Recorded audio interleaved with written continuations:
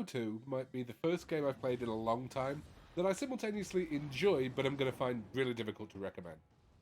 Spoilers for the end of this review, I guess. Hi folks, I'm Chaotic Ayana, and this is the first video game review I've done here on YouTube. Probably going to look and sound an awful lot like it's the first one I've done, so bear with me, things will only improve from here. Quick aside before I do get on to talking about Nioh 2, because I'm going to be discussing the game's difficulty and complexity a lot in the next few minutes. And this is an entirely new series of reviews, so none of you know anything about, right? I come to Nioh having completed all of the Soulsborne games, including Sekiro. I also completed the original Nioh, so I'm no stranger to the difficulty normally associated with these games. It's just as well, really, that I had completed the original Nioh, because I honestly can't imagine coming into the second one without having done so. If you're entirely new to the series, in the game there would be the combo system, all weapon specific, the stances system, the keypull system, the magic system, the elemental weaknesses system, the soul core and yokai ability system, the yokai shift system, the purification system, the stamina or ki system, the dodge and block system, the burst counter system, the guardian spirit system, the summoning system, the emote system, the Kadama offering system, the leveling per weapon and skill, and the stat system, and that's to say nothing of the loot system. I mean, Nioh 2, is that enough going on? I have in my lifetime seen a man on a unicycle juggling chainsaws. Nioh 2 would suggest that wasn't complex enough and expect you to rugby tackle the guy midway through. There is no need for sword goes into monster to be this complex. I don't need to be rubbing my stomach and patting my head while one of them gives me a non-consensual enema with one of the swords. That said, once you are used to it, the actual flow of the game is for the most part beautiful. The entire game is actually visually stunning. The detail on each of the enemies and the individual loot on your character looks amazing, and the game is absolutely in love with color. Each different environment has this kind of overall mood that the color scheme gives it, and it just simply works. Obviously, we haven't had the Final Fantasy VII Remake, Doom Eternal, or at the time I'm writing this review, Ori and the Will of the Wisps to contend with yet, but right now, this is the best looking game I've seen all year. Anyway, let's settle down a little bit and talk about what Nioh 2 actually is. First off, it's a prequel rather than a sequel to the original Nioh, and as such, it takes place a little earlier in the Sengoku era of Japanese history. A number of the enemies in game actually take inspiration from Japanese folklore, and if you're a buff like myself on this sort of thing, or if you just enjoy Studio Ghibli movies, there's a handy little in-game guide that explains each creature's origin, and once you've killed enough of them, a little bit more about them. The game also contains a number of legitimate historical figures from the era, and they get a full bio as well. It's a nice amount of detail for something which, ultimately, as the player, you can completely ignore and just go in the game to cut up monsters.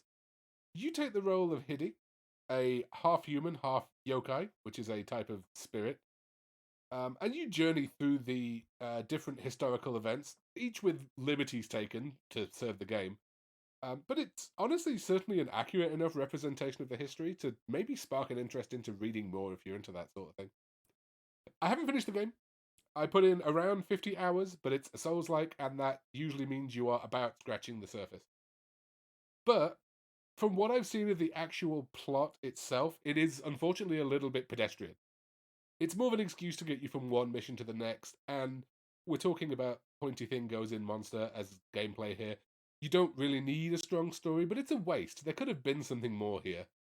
The only truly bad thing, though, about the story is the English dub. Honestly, so long as you can, stick with the Japanese vocals and the English subtitles. No one needs feudal Japan to start sounding like EastEnders, which is exactly what happened.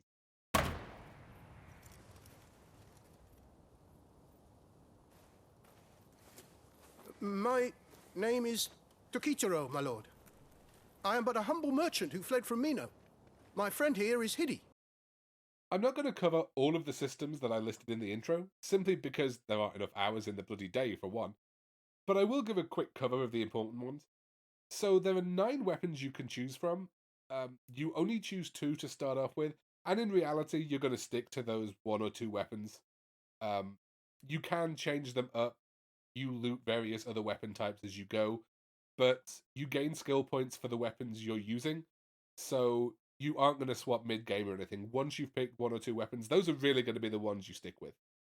Each of those weapons has 3 stances, middle, high, and low, and that basically decides how much stamina or ki you're going to be using per attack versus how much damage you do. Honestly, not so much in the second game, but in the first game, I stuck with mid stance the entire way through and kind of ignored that system, but I'm told I was playing it wrong. I did complete the game doing that, but I'm told that's not the way you should do things. So there is a stanza system there if you want it. My first attempt at Nioh 2, I chose the double swords. But whether, like, I was missing something in how I was supposed to be using the weapon or just through bad luck, I did not get an upgrade drop for those weapons for the entire two first missions, which in a game like this is a lifetime to be sat at starting game damage.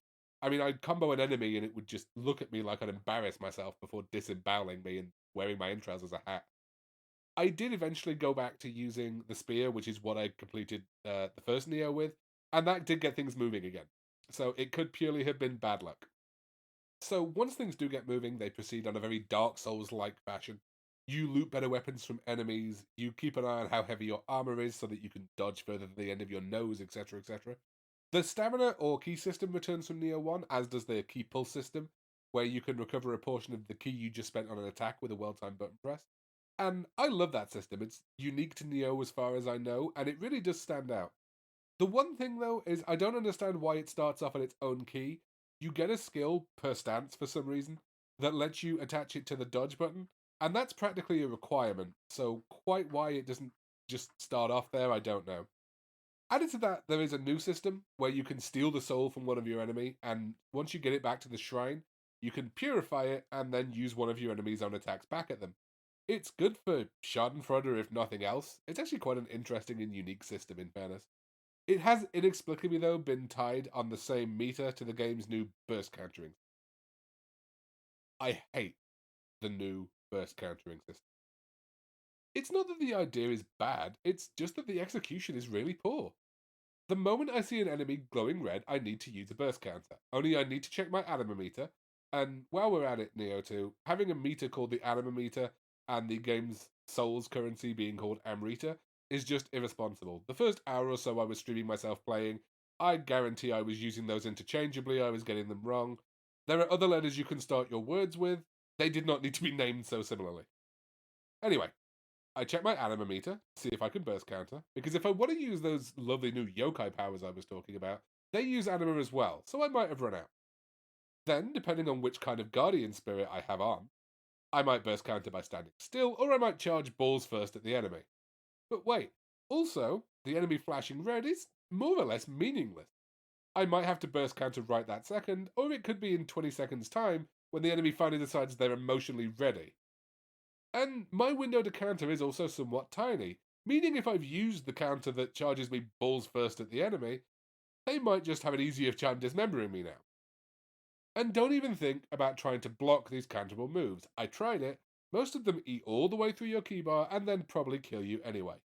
What's worse is the game is absolutely in love with this system. It comes off feeling like the developers thought they'd made something terribly clever, and when you've died to the same thing 5 times because the counter is so janky, the smugness really starts to grate on you. Anyway, we'll be positive for a second. So, the game itself is gorgeous, as I've said, but how are the actual missions? They are dramatically improved from the first Neo. That isn't saying much, because the first Neo sometimes felt like playing some of the levels of the original Doom. But in fairness, the main missions are now a lot better creatively, there's a lot more verticality to them. They're overall a lot more interesting. The only real critique I'd have to the story missions is they do fall in love with having the enemies in an ambush position. Literally, ambushes stop working on you at a certain point because you will just expect one every time you come to an enemy stood on their own. There will be one in hiding. It loses its originality, it's not so fun. What I did like though was the addition of Dark Realms where the enemies are all buffed and your key regeneration gets nerfed, sort of like you're standing in one of the yokai pools. And there will be a certain enemy you have to kill that gets rid of those pools. More than once though, I did go through one of them, and it turned out that I wasn't on the actual main mission path. It was more an optional area. That's fine, I still enjoyed the area, but it's a bit frustrating if you spent 20 minutes getting to a chest and it's just filled with a thousandth piece of armor you won't use. Yeah, folks, the loot system from the first game is back in this one, and it might actually be worse. It's verging on silly at this point. You know the little Kodama spirits you can find in game? I'll have one of them on the screen, they're adorable. They can give you a variety of blessings if you find them around the level. Who doesn't want an extra 15% buff to elixirs? But one of them increases the item drop rate. What drunken pathological hoarder is increasing the item drop rate in this game? Making the barehanded damage stat look useful at this point. They do actually have a new little Kodama as well, which I'm going to mention, solely because they're adorable and I love hunting for them. They've got these cute little goth ones that I'm showing you now that will swap items for you. They're absolutely adorable. More of that, please. In terms of loot, we've also still got the blacksmith that you can go to between missions and the submissions. The blacksmith has its uses. Comparing items that you are making with ones you're wearing is still a little bit janky. I'm not quite sure why the system is that complicated. Then again, we're talking about a game that for some reason decided you needed to press two different buttons to pause, so go figure. The submissions, though, they're just rehashes of levels you've already played with tougher bosses and enemy layouts, and you don't ever really need the equipment from them. They're nice, it's got extra content, but they're often just kind of pointless and really unreasonably hard at times. And that, folks, brings me to the crux of this review here. The one reason I can't, in good faith, recommend Nioh 2 to people, despite its strength. It's not the difficulty. I'd say outside of the submissions, the difficulty is, the love of the burst counter mechanic aside, about on par with where it should be.